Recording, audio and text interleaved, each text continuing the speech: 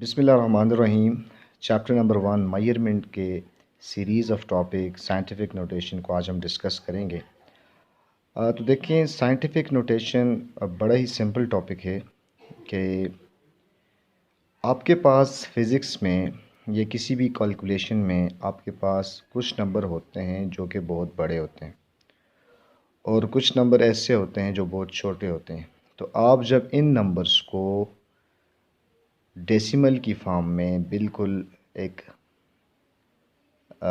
Intermediate level पे लिखते हैं तो इसको आप क्या कहते हैं? Scientific notation.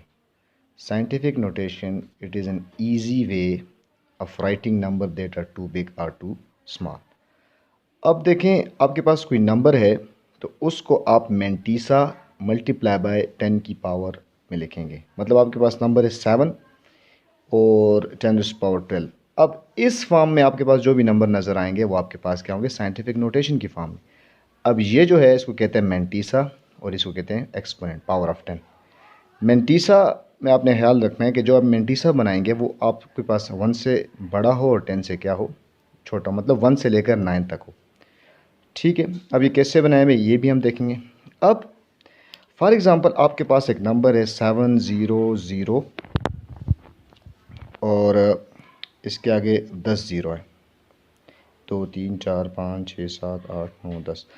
अब देखिए, ये नंबर आपने लिखा है। एक तो ये नंबर लिखते हुए आप ज़ीरो काउंट करेंगे, अब टाइम भी ज़ाया होगा और आपके पास एरर के चांसेस भी हैं।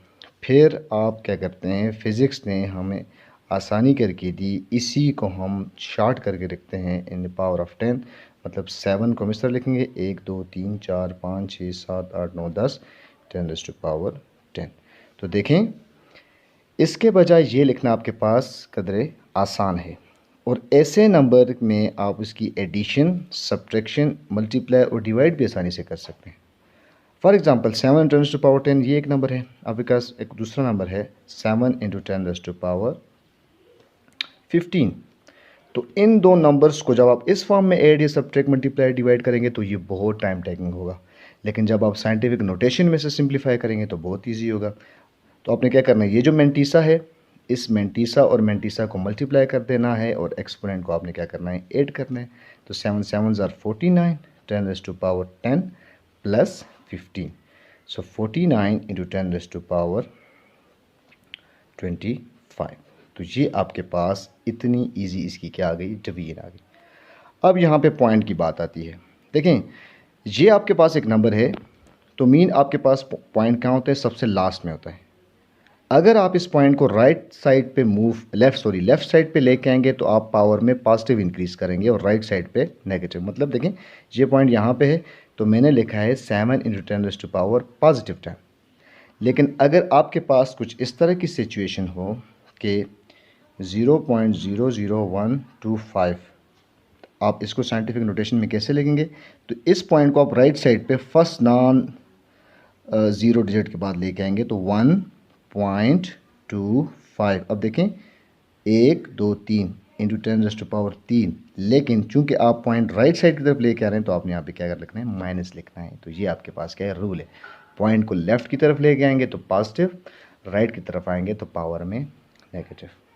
ठीक है, अब मेंटीसा आपके पास लेट से 49 है तो मतलब कि आप इस पॉइंट को इस सेकंड के बाद नहीं लेंगे तो ये तो 49 बन जाएगा। मेंटीसा का रूल है 1 से, तो आप इस पॉइंट को 4 के बाद मतलब 4.91 × 10⁻2।